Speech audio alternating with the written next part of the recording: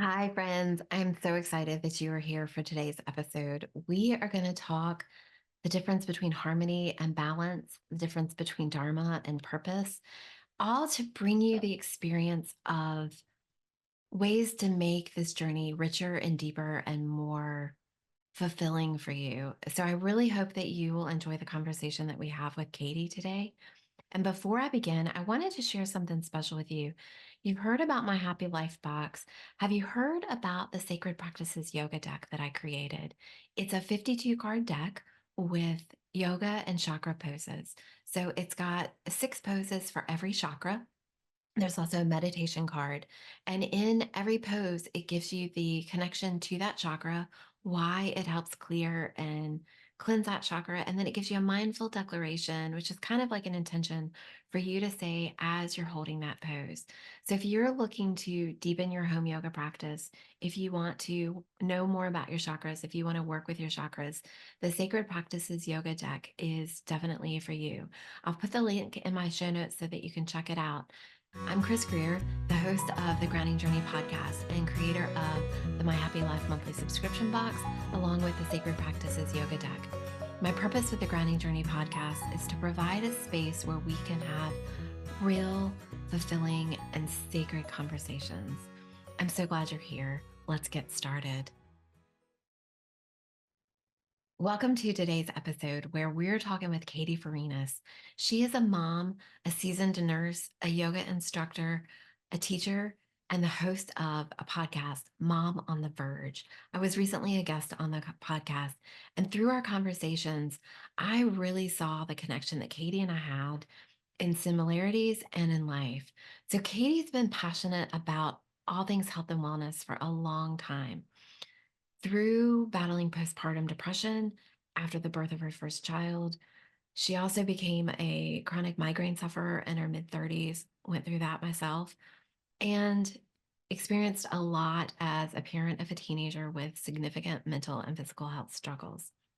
Again, another deep connection we had. She was really forced to examine the impact of mental health and what it has on our physical health and how it intimately our mental health and our physical health are deeply connected. So she's taken a deep dive into the mind body connection. Katie became a certified yoga teacher, a meditation facilitator, again, and a warrior for improving mental health. Katie believes in the power of authenticity. She shares how her own story can help heal ourselves and help heal others, and that there's a vital importance of community and the powerful impact we have on the world when we lead from our hearts. Today's conversation is going to be fantastic. And Katie, thank you so much for being here. I'm so excited that you're here. I know I've given your formal introduction now, and I would love to hear from you. Who does your family know? Who does your family think you are? How would they describe you? I think they see me as someone who, I mean, obviously I'm a mom, which, mentioned in the intro. So my kids see me as mom.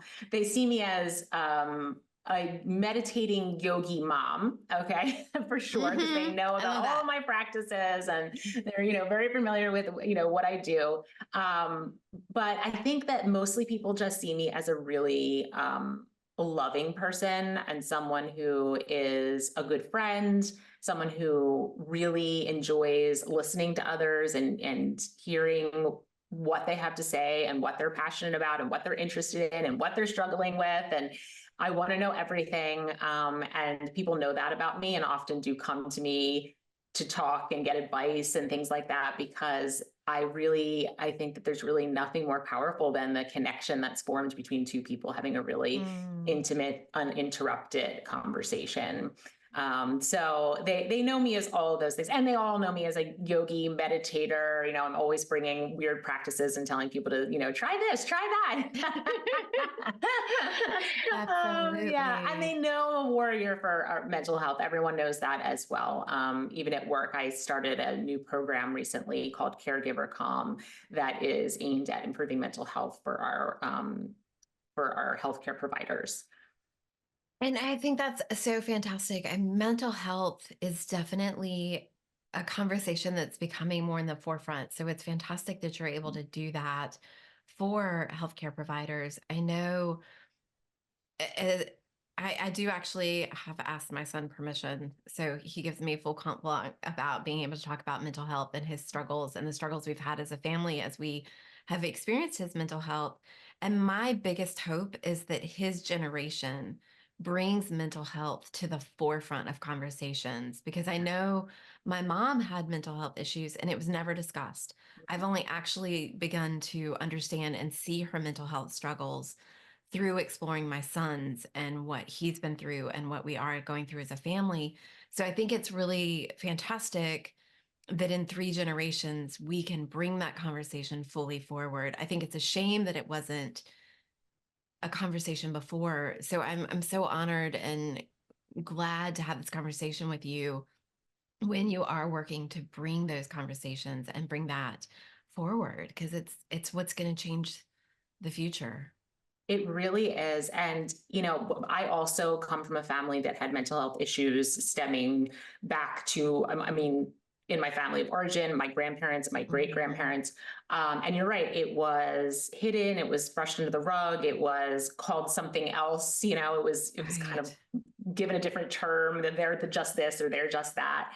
And I think that started to turn, like in the last 3 generations. You're right, it has started to Mhm. become more acceptable to talk about these things, and there's more education around them, and we know more than ever about them. But when the pandemic hit, the mental health struggles became such a widespread problem. And this is where my idea for the podcast came from. It was during the pandemic when I was observing what was going on around me and thinking, like, we need to talk about this more. We need to Right. shed not a flashlight but a floodlight on this topic. Right. And Yes. my daughter was also, we do have that in common, really struggling through that time as well. And so it is, I think that, the pandemic, there was a lot of challenges of the pandemic, and, you know, a lot of really hard things happened. But one of the things that I personally can see as a positive that came out of the pandemic was this widespread issue with mental health that then allowed that awareness to really start coming to the surface and people to really Hmm. start feeling comfortable talking about it, because it was a fairly common issue amongst people. Well, and I think that it was such an underlying, but we were staying busy and we were occupying our Yes. time so that it was able to kind of shove it back down.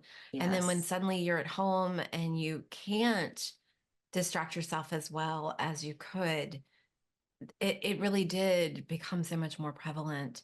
Yeah. And people were able to reach out and, felt the need to talk about it more. So Mhm. I'm just so grateful that you were doing your part to really support people through that. And Thank you. definitely for health providers, because Yeah. health providers, firefighters, police officers, those are the ones who really need that extra level, because Yeah. they're taught to be the strong ones for us Yes. all. Yes. They're taught to be very stoic, very stoic, Mhm. ignore their physical needs, ignore their emotional and mental needs. That you're supposed to sacrifice to care for your patients. And while there is always going to be some component of that in healthcare, because it's kind of the nature of the beast, we also need to recognize how we can come back to center after Mhm. we've had to sacrifice those things. And now, we have to create space and time for us to become whole again, so that we can do it again for our patients and bring them our best, which they deserve. Well, and I think that's a great leadway into our conversation of how. Like, we all want to do that. We all need to do it. I'm not a big fan of the word balance, because I think that puts so much pressure, and, 3 grains of sand on one side throws it out of balance. But I definitely love the word harmony, of how do we find that harmony between our life, our family, everything we're doing. And I know that's part of the work that you're Mhm. really doing with one-on-ones. So share with us a little bit about how in your own journey, you've really found that harmony between being a mom, being a woman, being a healthcare provider, because you're also in labor and delivery, Yes. and you told me that you work with high risk case. So that's got Yeah. to really drain you and tug you and hang out in your subtle energies. So I Yes, can it see why does. yoga Yeah. is a big place for you. Yes, yes. So I mean, what I would say is that I have developed practices that over the course of the last 10 to 15 years. So it's been a very slow journey for me. As it should be. Yes, this is not something that I like went to a retreat and meditated and all of a sudden, I had all of this. It's been one little thing at a time that has been really, my intuition has guided me. So it's every new thing has come from inside, a curiosity, a need, a question. And I'll give you like one example is tarot cards. I've recently gotten much more into tarot cards. And that's something that I've never done in this whole journey, but I felt this tug, I felt this pull. And so I am following the pull and I don't know where the pull will take me, right? I don't have any,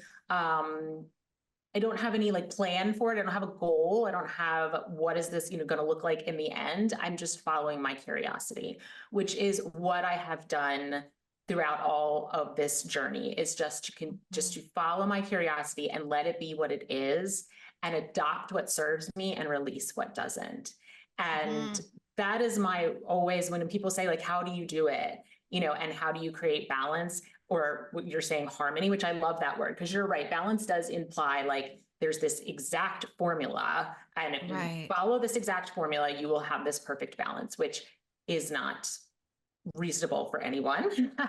And from day to day, what you need is different. And so every day I kind of follow my intuition as to what do I need today? Do I need more meditation? Do I need more breath work? Do I need an asana practice? Do I need time in prayer? Do I need time in nature? Do I need, some tarot reading? Do I need a really great conversation about, it doesn't matter, just really great connected conversation with someone I love and care about.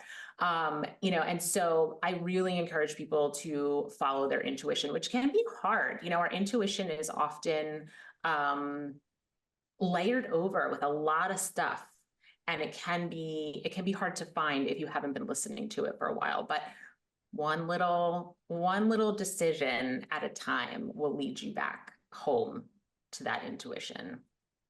Well, and one of the exercises, and I know I've referenced this many, many times throughout different podcasts, one of the things that my mentor taught me was when you're struggling with your intuition, start with something little to ask yourself to learn to listen. Should I wear pants or a skirt today? And listen. Yes. And she even taught us the kind of start with questions the yes or no answer to, and ask yourself and see what the yes feels like in your body. See what the no feels like in your body. Is my name Chris Greer or is my name Jane Smith? Right. And feel that. So if intuition feels really distant for you or really unachievable at the moment, unattainable, not achievable. I'm so careful. It's so funny that I'm so weird about the word balance because my first podcast episode I ever released was about balance and the whole conversation was about balance. And it was a great conversation, but later I realized it was the wrong word. Yeah.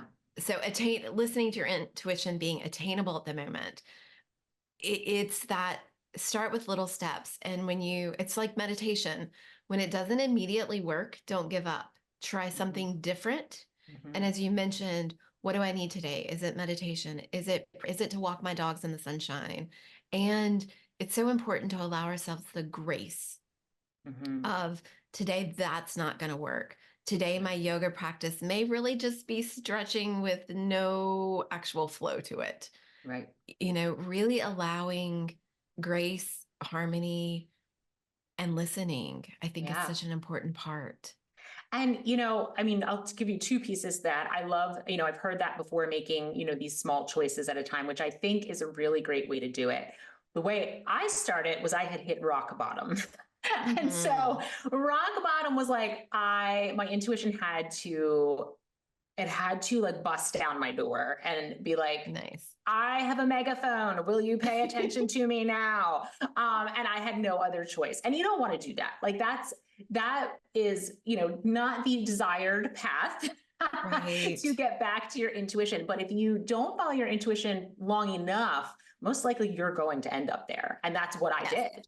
And so I don't recommend that for anyone. So I think if you're hearing this conversation, you're like, I know that that's kind of an issue for me, like that I'm not following my intuition. Start now by making those really small choices, feeling into your body, and getting back in touch with that piece of yourself, because it helps, it guides you, your intuition guides you Mhm. in the directions that your soul really wants to go. And it will get louder and louder and louder until you pay attention to it. Yes, it does. The way in which it gets louder is very uncomfortable. So Mhm. it's better to do it. I don't know if you watched Oprah growing up, but she used to say that, God throws you a pebble, like knocks you over the head with a pebble. And if you don't listen to a pebble, then he knocks you with a rock. And if you don't listen to the rock, then he sends the boulder. And Yes. I waited for the boulder, which was, that was my journey. So that was my Well, journey. and I think because in my 20s, I'm 47 now. In my 20s, my intuition was so online and I didn't understand it Mhm. that I wasn't communicating with it. I wasn't connecting with it. So it shut down. Yeah. And I can definitely say over that 25 years, there are times that I will listen with a rock. There are Yeah. sometimes I will listen with a pebble, and there are other times that I'm asking for the boulder. Like Yeah. I'm Right. going, nope, I'm not doing it until. So that's where I think the grace also comes in of sometimes it works, sometimes you're so in life. Cause that's, I think, Yeah. where the harmony comes in also of we are humans. We're here to have this human experience. And we have a soul and a spirit that's here to guide us through this human experience. And unfortunately, we have to have some really human experiences, whatever Mhm. that big T, little t trauma looks like for you, because that's part of it. If we were just the spiritual essence the whole time, why be here? Right. And Right. so Mhm. for me, spirit, like our spirit, our soul, that's home. So we Yeah. get to adventure out from home and always have that place to come back to. Yes, absolutely. I totally agree with that. But I also think the more we practice these practices and return home more often, where we're actually Hmm. living at home more often than we're going out, um, when we go out into the world, it's easier. Things flow Yes. better. They're more joyful. They feel there's more synchronicities happening. It's just a more enjoyable way of being in the world. And it doesn't mean that those challenges aren't still going to come, because we need to learn all the lessons that our soul came here to learn. And so we are going to receive those challenges. But the way you handle those challenges that come along can be so different than if you are Yes. not on this journey and you're not returning home and you're not paying attention to your intuition. It's kind of that saying, and I'm going to use it with yoga, but you could say yoga, meditation, whichever. Yoga doesn't make life easier, it makes you better at life. Meditation Yes. doesn't make life better, but it makes you better at life. And that's part of the beauty of age and wisdom is Mm-hmm. that you get to look back 20 years ago and have grown into that. So, as you said, coming home, returning to yourself becomes easier. Yeah, it does. It really does. And it's a gift. It's a beautiful gift.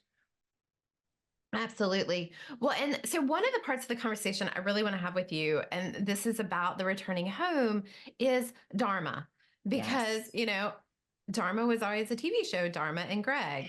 Um, but that's not really it. So let's talk about, I would love to hear your definition of Dharma so that we can talk about that because that's part of this whole big journey and the purpose of returning home over and over again. Yes. So Dharma is a Sanskrit word. And so it comes from, our yoga philosophy. And there's actually different kinds of Dharma. If you really dig deep into the yoga philosophy, there's different types of Dharma. But the type of Dharma that I'm talking about, when I say Dharma, I mean your soul's purpose. So it's Mhm. why your soul came to this life at this time with these people in this place and what you were meant to do. And so, we all come in our own way, and we all have gifts and talents and challenges and ways of being in the world, and our dharma is to figure out how we're supposed to use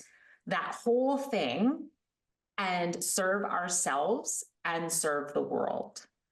And it's our purpose, right? It's our soul's purpose. It's that thing that when we're doing it, we know we're in the flow. We know that we are home while we're doing it, that it may not be easy. That doesn't always mean that it's easy. It can still be, Right. it can still be really challenging. But you have, if you're in your Dharma, you have this feeling of being on the path, in the right place, at the right time, doing the thing that you are meant to be doing. And when you are doing that, you are your most authentic. You are your most influential. You can impact the most people. And you can, do it in a way that is of service to others. So Dharma comes with this, I'm doing this for me because it's my soul's journey and why I came here and what lights me up and makes me feel excited and passionate and purposeful and joyful and all of those things. But it's also because I am so lit up and excited about what I'm doing, because I'm so passionate and purposeful about what I'm doing, I can't help but impact everyone that I come in contact with, whether that be direct physical contact or through writing or music or retreats or whatever it is in your everyday, you go to an office every day and the people that you work with, someone you email, like your kid's school, like anywhere that you are impacting people, if you're coming from a place of being in your Dharma, you're going to be of service to those people. And so I'm really passionate about this because I felt out of my Dharma for so much of my life. I can remember being a small child, a very small child, and in my parents' living room and just playing with my toys. And I was always a very spiritual person. And I was always, I think it's called clairaudio. Like I get like my downloads through sound. And I would hear, different messages, and I would hear like, you're meant to impact a lot of people. And I was like 5. Like, I was like, okay, I'm playing with my dolls, but I remember those times. I remember hearing that. I remember also having certain images. And then I just went on with my life and I became, the normal person, right? Who grows up and starts to become concerned about what other people think and what other people say and fitting in with my friend group and making money and, following a traditional path and all those things that we do. And I kept feeling this internal emptiness, maybe is the right word, but this feeling that I wasn't really quite hitting the mark. Like all the things that I were doing were just not really me. They were not what I was meant to be doing, that I was not impactful. It was like I was putting on a pair of pants that just didn't quite fit. And I wanted them to fit because they were on sale and they were really cute on the hanger. And they were like really trendy, analogy. Right? Yeah. But I was like putting them on, like, these are uncomfortable. Like I don't feel good in these pants and they're like tight in the wrong spots and loose in the wrong spots. It's just like not working. But I couldn't figure out because I had lost touch with my intuition. I had severed that bond and let's just be clear. Your intuition is always there. It never, ever goes away, but we can put so many blocks between us and our intuition that it can be really challenging to hear it, even though it's still there. I say it's like a trusted advisor who try to advise you over and over, and you kept just slamming the door in their face. And they were like, okay, I'm going to go quiet until you're ready. Like you're clearly not ready for me. And when you're ready for me, I'll be here. And that is what my intuition did. And I even remember in my early 30s saying like, I used to have intuition. What happened? I can't feel it anymore. Like, I just don't know. I feel so lost. I know I'm out of touch with my intuition. I know I'm not fulfilled and happy with what I'm doing in my life. I know I feel like I'm not really truly myself, but I just don't know how to get back there. And that began my journey. When I think sometimes, as you said, you didn't know where it was. I know in my experience in my early to mid 30s, I wasn't ready to face the truth of what my intuition had to say. Like I knew it, I agreed with it, I heard it, and I said, I'm not strong enough. I'm not ready. There was a lot of I'm nots that we dialogued that I needed it to not tell me the reality that I was facing. So I think that's also an aspect that many people may be feeling is that kind of, oh crud, I know you're right, but I'm not ready yet. And, Yeah. talking about Dharma, I always say that sometimes being off your path is part of your path because Mhm. it gives you that opportunity to make the conscious choice to return to your path. So I want to say that in talking about purpose and soul purpose, that your soul purpose is a lifetime. Mhm. It's all a part of the journey. So I want people that are listening not to be like, well, crud, I'm not on my path or I'm not there. And so often the conversation puts a lot of pressure on that. Be on your purpose, Mhm. be on your journey. And I think there's that you're not gonna do it wrong. As Mhm. long as you're continuing to play with it, as long as you're continuing to explore and grow through it, that's part of the Dharma Yeah. is you may, and I love that you said you may impact somebody through an email. So while there are those people who are impacting lots and lots of people, your impact for the day may be looking at the cashier at the grocery store in the eye and saying, I appreciate Mhm. you.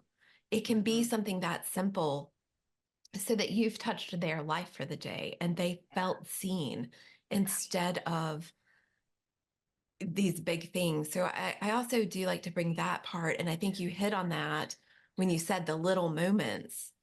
Yeah. What if your purpose, what if your Dharma is just to be a good person and touch the souls that come around you? Yeah. Well, so Dharma, Dharma is not one thing. And I think that was what Mm-hmm. my held me up for a long time. I was looking for that one thing, that one Yes. magical thing that I was put on this planet to do, right? But really what Dharma is kind of um, a broader way of being. And then Mm. I like to bring in, and I actually took this from Sahara Rose. She has a book, it might actually be called Discovering Your Dharma, where she brings in our doshas and our archetypes, and she weaves them into how we understand a dharma and how we can fulfill our dharma. But if I were to give you my dharma is not to be a podcaster, a coach, a nurse. Mm-hmm. My dharma is connection.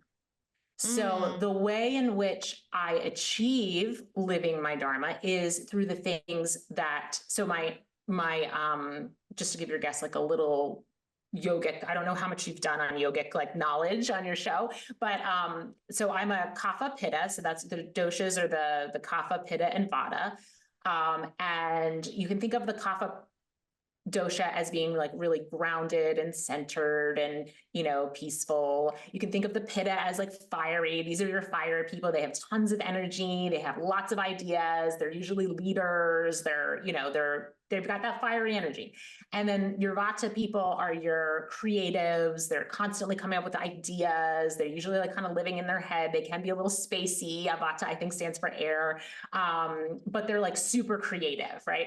So I am that like very grounded, but a little bit of fire person. And my Mm. archetype is a teacher.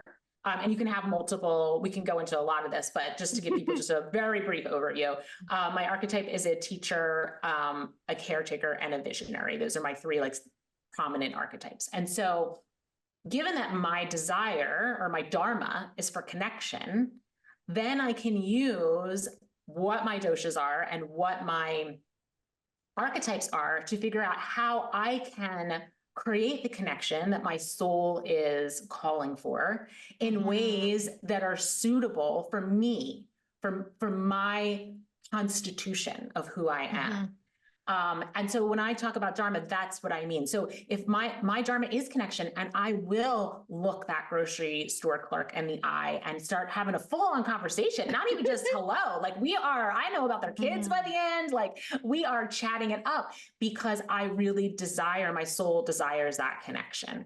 But being primarily kapha, I also really need my like time by myself and quiet and solitude and peace, and where I have no interaction with another human. I can be with my dog, that's okay. I can't be with another human. So it's learning about, a lot about living into your dharma is learning about who you are and accepting who you are without judgment, because this is the way you're supposed to be. This is who you were designed to be. And then figuring out how you can bring that into your life in the way that feels good to you. Right. So it could be you'll leave your job and do something totally different. Or it could be you take up a hobby that you have not been participating in that really fills your soul.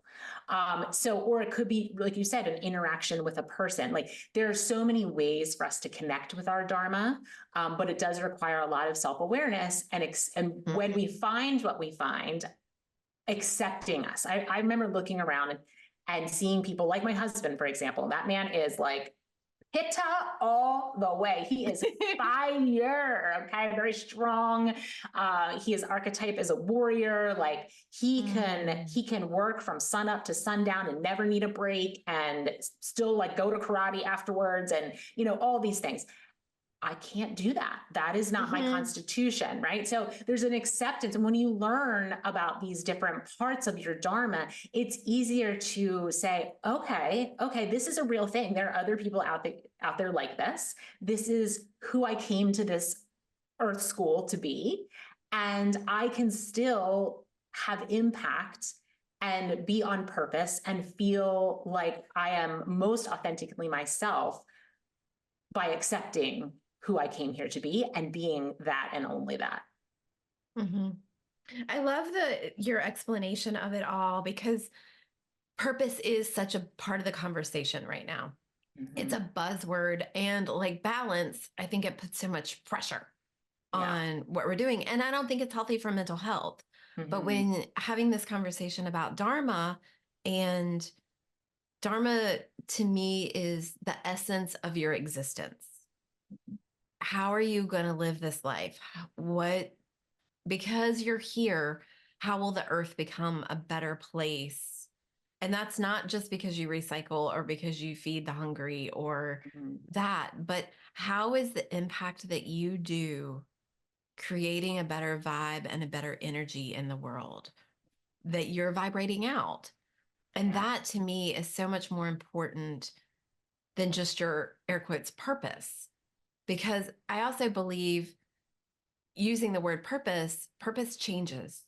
Purpose, my purpose for 20 years was to be Kevin's mom, to support him, to give him the tools, to give him those guides.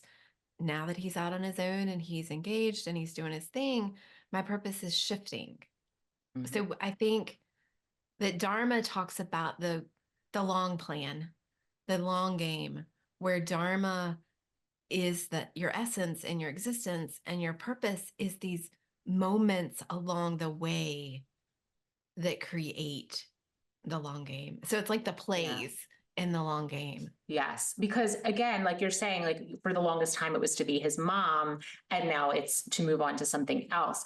But you're carrying your Dharma. Dharma is the through line, right? Whatever the way in which you approached motherhood and parenting was related to your Dharma, and the way in which you will approach this next phase of your life, you will carry your Dharma through that. So yes, it's not a purpose like this one singular thing that if you do it, you are fulfilling your purpose. It is this through line that runs through your entire life and into everything that you do.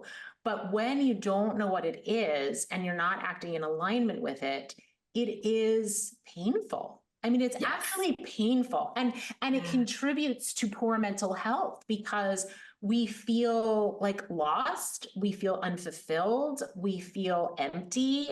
I can say personally, I felt tired, like just exhausted all the time, physically exhausted. I was doing nothing. I just felt so unfulfilled and unmotivated. And it's a sensation that I know a lot of women are feeling. And I know a lot of women start to feel it when their kids get to be a little more independent, right? Often, women, they have kids and they are fully invested in motherhood, and it's very time consuming, right? It kind of takes, it's kind of all consuming when they're young. But as they get a little bit older and they start going to school and they have their friends, and as a mother, you have a little bit more space in your day and in your mind, those questions start seeping in. Like, what's next? What am I here for? What do I like? What do I even enjoy? What do I care about? What's important to me besides, of course, my children? What is something that just really lights me up inside? and makes me want to get out of bed in the morning. And when we are, like you mentioned, that vibration you bring to the world, when we're in our Dharma, we bring the highest vibration, right? Because Mm-hmm. we feel good, because we feel what we're on our path. It just our soul knows it. We put on the right pair of pants and we're Yes. walking out into the world feeling really confident, like, damn, I look good in these pants, right? All right. So that brings a certain energetic, and then that energetic just spreads, like we talked about, to every single person that you touch. Mm-hmm. And that's what I want to see. I think that women are so powerful, and we have the ability to really affect beautiful change in this world. And the best way that we can do that is to feel really lit up and really excited and on purpose and passionate, and bring that high vibration out into the world to do the things that each one of us feels really passionate about, right? So we all Mm-hmm. have our role, we all have our place. And coming back to my husband again, he's an accountant. This man is so excited by his work. I mean, I want to literally, I stare at the screen and I'm like, oh my God, but he's really excited by that, right? And I start talking about all of my yoga stuff and he's like, snooze. So Mm-hmm. we all have our reason for being here. And when we step into it fully and authentically and without what's the word I'm looking for? There's no apologies, right? This is who I am, and I'm fully and authentically who I am, and I'm stepping into that. Then we can really just be really impactful in the ways that are most important to us. And I think part of that is getting quiet to hear what that is. Mm-hmm. So, share Yeah. with us a little bit about how you connected with your Dharma and what that, I know for me, yoga, quietness, when I'm away from it, always brings me back. Mm-hmm. Meditation, like we're both those girls. Yeah. So, there's that way to bring ourselves back. But for people who are listening to this conversation who are thinking, I have no idea what my Yeah. Dharma is. And I know you work with clients to kind of help them discover that. Yeah. What is something you would say to somebody who's listening now who says, I have no idea? I don't even know where to start. Right. Right. Which was me. So I totally Mm-hmm. understand that. One of the things I recommend often is actually something that you mentioned in the beginning, which is getting to know what a yes feels like inside your body and what a no feels like Mm-hmm. inside your body, because that mind body connection is so important. Our bodies are so wise. They are far wiser than our thinking minds will ever be. And when we can feel into our bodies and really get connected with what our bodies are trying to communicate to us, and then listen to them, that is a Mm-hmm. beautiful, right? Listen to them. That's the third step that's really important. It builds that intuition. It builds that intuition muscle. So yes, I think making the small decisions, trying to sit quietly, ask yourself a question, like you said, feel what a yes feels like, feel what a no feels like, feel what a excited yes feels like versus a dreaded no, right? So these are very subtle different things, right? Sometimes Mm-hmm. excitement can also feel like fear. And so we might be like, Yes. oh, that's a no. That's a no because I feel this feeling in my chest and it feels kind of scary. Or is it a yes and you're excited, right? So getting into the body in these really subtle ways, I think Mm-hmm. are really, really important. The other thing is to start leaning in to what naturally pulls you. Mm. So whatever it is, and it doesn't have to make sense to anybody else. It doesn't have to have an end goal, like we were talking about in the beginning, the tarot, where I'm like, I don't know. I just feel like I want to learn more about tarot. And so I'm going to do it. I have no end goal to tarot. Mm-hmm. It's just following that curiosity, following that path of curiosity, whatever lights you up, makes you excited to learn about, to do, to experience, then move towards that and see what happens. And if you keep doing that, and again, this doesn't have to be, I'm blowing up my life and changing everything because I think I want to be, I don't know, an X, whatever that thing is. And so I'm going to just totally leave this life behind because I'm going to go do that other thing. This is a slow process. This is, I think I'm really interested in ice skating. Never been ice skating before. Maybe I'll take a lesson, right? And maybe you take that lesson and you're like, wow, that was awesome. I'm going to sign myself up for 3 months of lessons because that just felt so good in my body. Mm-hmm. Coming back to your body, that just felt so good in my body. And after I did it, my head felt clearer and I felt calmer internally. And I was like really super present during that activity. So I'm going to do it more.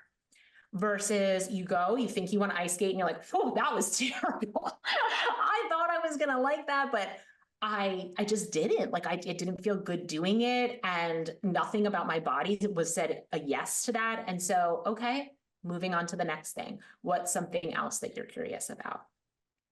And to keep taking little steps towards the things that you are curious about and releasing any expectation, right? Going into them without any attachment to what the outcome is going to be, to just have the experience be what it is. And, going back to the ice skating example, someone could step onto the rink, ice skate actually really beautifully, and still at the end say, no, that was not for me. And you could have another person step onto the rink and be a clumsy disaster. They're falling all over the place. They can barely stand up, right? They're sweating their butt off and still at the end say, that was amazing. And I want to do that again. And that's what I want people to follow. Whoa, I want to do that again. And every time you feel like that, do it again. And create the space. And as moms, again, I speak to a lot of moms. My podcast obviously is Mom on the Verge. So I do speak to a lot of moms. I coach a lot of moms. We are busy, right? As a mom, you're very busy. And so often moms will put their desires on a shelf for later because everything comes before themselves. And when you are on this path and you feel like, I really do want to discover my Dharma because I am feeling these internal like emptiness and lack. And I feel kind of honestly sad. Like a lot of women I coach and talk to, they almost feel it's like low-level depression is what they're experiencing. They wouldn't necessarily go to the doctors or go to therapy and get medicine, but they just feel kind of numb and blah in their life. And so they want to feel that spark. They want to feel that magic. But in order to do that, we have to create a little space in our day to allow that magic to emerge. And so when I work with women, it's a lot of talking about how are we going to create that space? How are we going to take stuff off the to-do list by either delegating it to someone else or dropping it entirely because we realize it doesn't really need to be done? And creating the space to turn towards those things that we intrinsically feel pulled towards. I love, there's so many elements of what you were talking about. I don't know that I can hit all of them because I was scribbling away to come back to them. The last thing I think I always take away, we'll hit that part first, is the hell yes and the hell no list. Do more of what lights you up and less of what dims you. And so when we say that, I think of two of my dear friends. Now, my son's 23, so he's moved out. But there was definitely a point in my life where I couldn't follow. I was so hands-on. And I think of two particular friends that I hold so dear that are both going through a divorce right now, who both have kids between the age of 6 and 12, who their kids are experiencing a lot. And they look at me with a 23-year-old empty nest who's in the space to fully discover me. And I keep saying to them, it's not time yet. Like, it's okay that you're not where I am. And it's okay that your focus is on your children's mental health.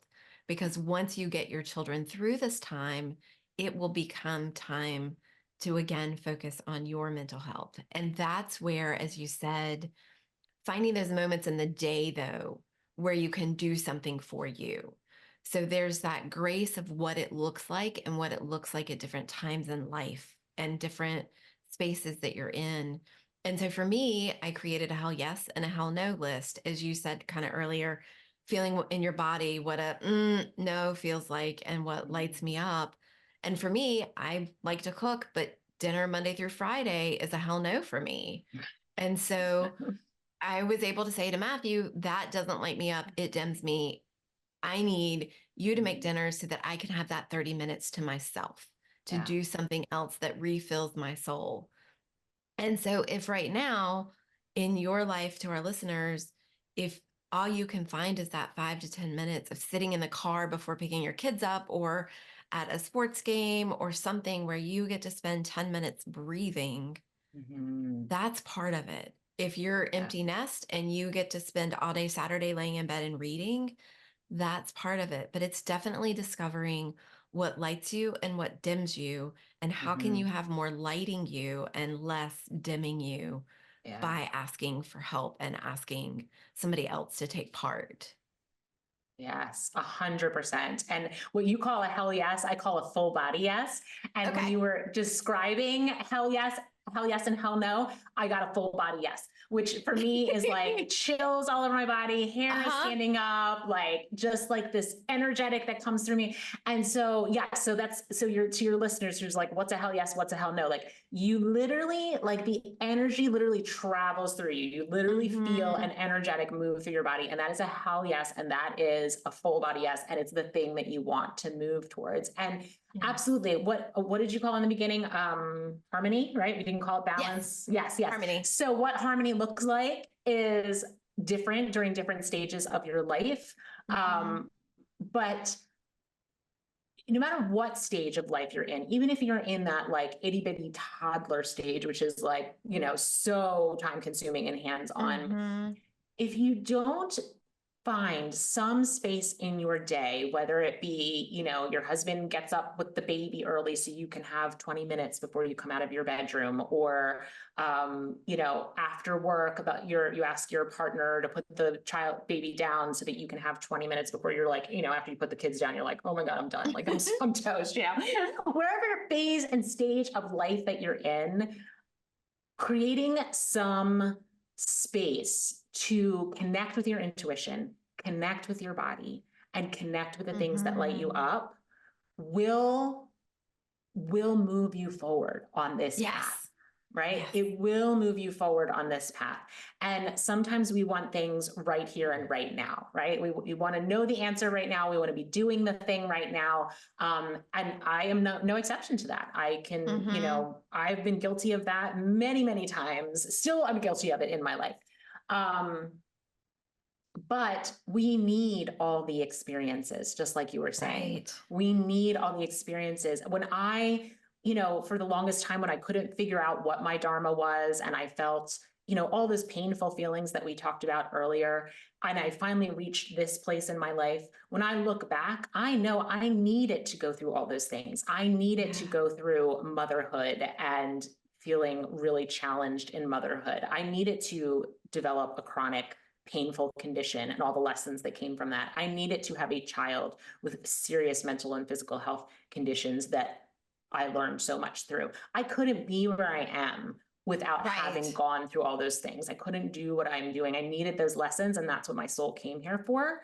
Yes. But I could have been a better mom, a better partner, a better nurse. I could have been a better all of these things if I had taken that little bit of time and space to lean in to the things that excited me and filled me up and gave me that sense of inner peace. Because when you're doing those things that light you up, yes, they can be exciting, but they're also deeply peaceful because Mm-hmm. your soul kind of recognizes, like, this is where I'm meant to be. And you're listening, you're doing the Mm-hmm. thing, even if it's 10 minutes, right? Even if it's 30 minutes, even if it's every other day or once a week, it allows you to touch that space. And that's what I tell about my new meditators. I'm like, all I want you to do is just touch that space, touch that inner space of stillness and peace so that it's possible. We That's a can perfect grow way. from there, right? We can grow from there, but you don't know what's possible until you know what's possible. And it takes touching it just for a moment to be like, whoa, okay, like, okay, yeah, I'm going to follow that because that felt really good. And Mhm. so that is one of my biggest recommendations, which again, I work with moms. It's a really hard one for moms. It's a Yeah. big barrier to move across, but you'll be a better Yeah. mom. You'll be a better mom and partner and whatever else you do in your life if you create that space and that time. Yeah. I love that you said if you touch that space in meditation, because I also think of it as you were saying that if you know it's possible, then you also have that desire to come back to it. You have that motivation that says, but I remember that. I want to be Yeah. there again, Yeah. even if it's only for a short few moments. I Mm-hmm. just want to keep visiting it until I can hold it longer and I can be better at connecting with that space and feeling it. Yeah, it is. And so many of these practices are experiential, right? So Mhm. it's very hard to truly understand what we're talking about until you try it for yourself and you feel what it feels like. And then you're like, oh, yeah. It's always hard trying to put those sensations to words. Because they're so much bigger than words. What we're talking about is so much bigger than words. And we can only Mhm. do our best to to paint a picture that's clear enough that someone says, I guess I want to try that. That sounds like something, I feel that pull. I feel that inner pull to try that. Yeah. Well, I hope that our listeners today have really been inspired by this conversation and will feel that inner pull and will feel that deeper connection and desire to want that. And I'm certain that our listeners are going to want to check you out and connect with you and talk more about Dharma. So, how can they find you? What can they do to connect with you? So my website is momontheverge.org. And you can, find out about me there. But also I have Instagram is Katie Mom and Yogi. Facebook is just Katie Farinas. I also have a guidebook. If anybody's like, you know what, this sounds kind of interesting and I'd like to do a little work around this. I have a guidebook that's called 5 Steps to Discovering Your Dharma. And so I will send you the link for that so you can put it in the show Perfect. notes. And I have a weekly newsletter that comes out. I have the podcast, Mom on the Verge. I also have a little guide that's called mindfulness practices for busy moms is what it's called. And Okay. it's literally like a one sheeter. And I tell people you put it as the background to your phone or print it out and put it on your desk at work or on your mirror in your bathroom. And it really breaks down like morning, afternoon, and evening, very short, very simple mindfulness/spiritual practices that you can do while you're doing the things that you have to do already, while you're washing the dishes, while you're driving the kids around in the car, while you're, unloading the groceries, you can do these Mhm. little practices. So they just start cracking the window to creating that space that we Nice. all really deeply desire and gives us that sense of calm and peace and ease that is so good swinging back around for our mental health.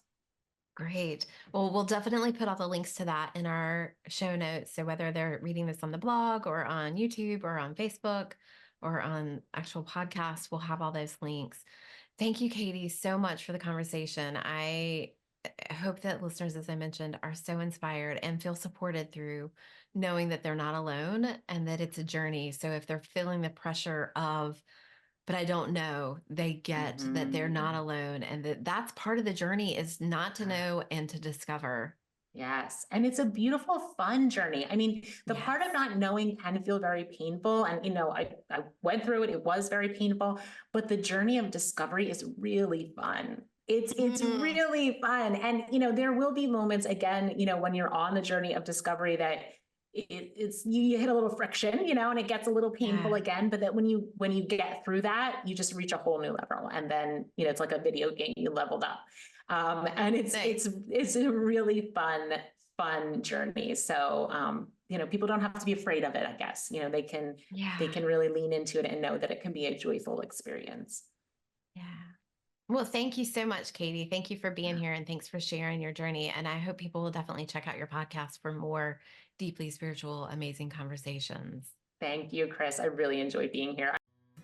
Thank you for joining me and Katie in the conversations today. I hope that you really enjoyed the episode. I invite you to subscribe to my podcast to make sure you receive access to all past, future, and present episodes. And while you're there, I would deeply, deeply appreciate if you could leave me a review. That way we can continue to help share the conversation and create more of a difference in the world. Thanks for being a part of my journey. It's an honor to be a part of yours.